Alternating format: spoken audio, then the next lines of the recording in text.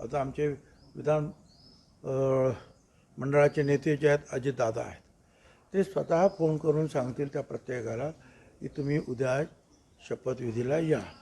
मग ते सगळं खरं आहे. भुजबळ साहेब, येत्या 2 दिवसात मंत्रिमंडळाचा शपथविधी होतोय आणि यामध्ये काही संभाव्य नावांची यादी जी आहे ती समोर आलेली आहे. त्यामध्ये नाशिक जिल्ह्यातून तुमचं नाव आहे, नरहरी झिरवाळांचं नाव आहे आणि काही नवीन नावं, नवीन चेहऱ्यांना संधी दिल्याचं कळतंय. नेमकं ही यादी कितपत खरी आहे आणि काय नेमकी याबाबत? पण हे तुमच्याकडूनच मी ऐकतो आहे. मला सुद्धा असे वेगवेगळी नावं लोक पाठवत आहेत. हे सगळे अंदाज आहेत. शेवटी ज्या दिवशी शपथविधी असतो त्याच्या आदल्या दिवशी जो आमचा नेता असतो, आता आमचे विधान मंडळाचे नेते जे आहेत अजितदादा आहेत, ते स्वतः फोन करून सांगतील त्या प्रत्येकाला की तुम्ही उद्या शपथविधीला या. मग ते सगळं खरं आहे. किंवा त्याच्या अगोदरची स्टेप म्हणजे ही सगळी यादी ज्या वेळेला राज्यपालांकडे जाते ती यादी जर बाहेर पडली तर ती खरी आहे त्याच्या अगोदर. पण तोपर्यंत हे सगळे अंदाज आहेत. तर अंदाजावर काय बोलायचं मी? दादा असतील, राष्ट्रवादीचे नेते असतील, हे सगळेच दिल्लीमध्ये आहे गेल्या 2 दिवसांपासून. बरोबर आहे ना. आता आमचे जे आहेत प्रांताध्यक्ष आणि कार्याध्यक्ष आहेत प्रफुल्ल पटेल आणि तटकरे, हे दोघांचं अधिवेशन सुरू आहे तिथे दिल्लीमध्ये लोकसभेचं, म्हणून ते तिकडे आहेत. त्यामुळे त्यांना इकडे बोलवण्याऐवजी दादाच तिकडे गेलेले आहेत आणि मग त्यांचं अधिवेशनाचं काम संपल्यानंतर ते चर्चा करून काही ठरवत असतील. विधानसभा निवडणुकी काळजीवाहू मुख्यमंत्री असं कुठलंही पद नाही आहे. काळजीवाहू मुख्यमंत्री असं कुठलंही पद नाही आहे. त्यामुळे राष्ट्रपती राजवट का लागू केली नाही असा प्रश्न जितेंद्र आव्हाड यांनी उपस्थित केला. हो, ते आता गटनेते आहेत त्यांच्या त्या पक्षाचे, त्यामुळे काहीतरी ते बोलायला लागतं ते बोलतात. एक एक महिना थांबलेले आहेत ना. 2004ला सुद्धा 1 महिना घोळ चालला होता काँग्रेसचा आणि राष्ट्रवादी काँग्रेस पक्षाचा. त्यावेळेला कुठे राष्ट्रपती राजवट लागली होती? त्यावेळेला काळजीभाऊ असं कोण ना कोणतरी एक राज्यपाल नेमतं की बा ठीक आहे तुम्ही जरा थोडं कारभार बघा. काही पॉलिसी डिसिजन त्यांनी काय घ्यायच्या नाहीत मेजर, परंतु बाकीच्या ज्या काही गोष्टी असतील काही महत्त्वाच्या त्या बाबतीमध्ये ते प्रमुख म्हणून काम पाहतात. हे काय आजची पद्धत नाही हो. जेव्हापासून महाराष्ट्र राज्य निर्माण झालं तेव्हापासून ही पद्धत आहे. कधी 4 दिवसात होतो, कधी 8 दिवसात, कधी महिनासुद्धा लागतो. एखाद्या वेळेस काय राष्ट्रपती राजवट लागते. पण ताबडतोब 10 दिवस झाले, अरे 10 दिवस झाले, 132 लोक आहेत तिथे त्यांना पण लोक निवडायचे आहेत.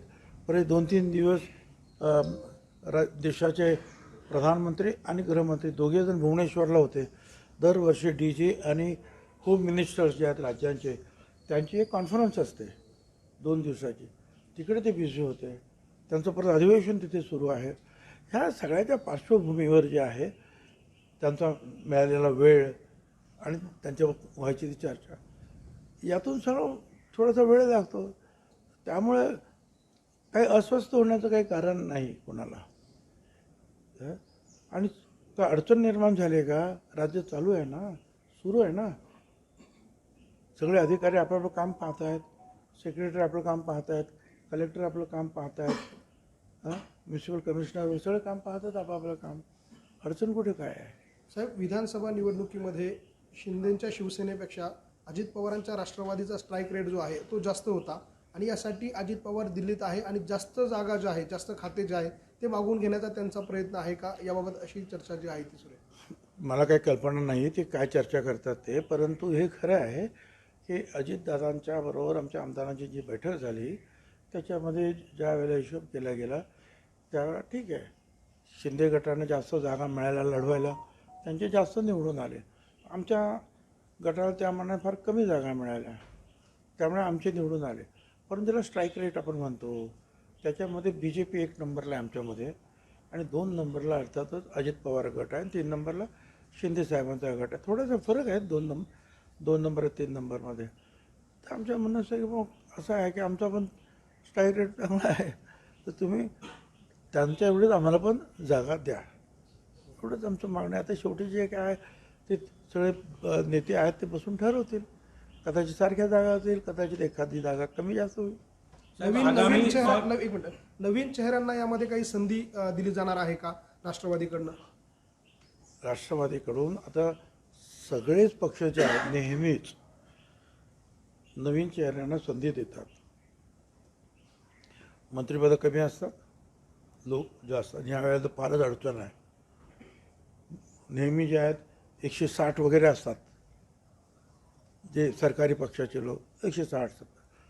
आता 200 ने किती आहे आता माहिती आहे, 233 किती काय. पण त्याच्यामध्ये 2 वेळा 4 वेळा निवडून आलेले लोक पण आहेत ज्यांना मंत्रिपद नाही मिळाले. ते म्हणतात मग आम्ही कधी होणार मंत्री. त्यामुळे काही नवीन अगदी काही तरुण किंवा 2-4 वेळा निवडून आलेले लोक यांनासुद्धा मग संधी दिली जाते राजकारणामध्ये. आणि ते सर्व पक्षामध्ये होणार, तिन्ही पक्षामध्ये असंच होतं. आणि जे जे पक्षाचे आहे याच्यापूर्वीसुद्धा असं व्हायचंच. नवीन काही जुने जे आहेत ते जातात, काही शांत आहेत ज्यांच्याबद्दल काय म्हणजे ठरवतं पक्ष की कुणाची नेमणूक परत घ्यायचा, कुणाला नवीन तिथे घ्यायचे. 2-4 नवीन टाकायचा प्रयत्न असतो. ती एक नवीन पिढीनंतर तयार होत जाते मंत्रिमंडळामध्ये. आता हे सर्व पक्षांचं आहे. सर्व पक्षांमध्ये जुने नवीन चेहरे येणार.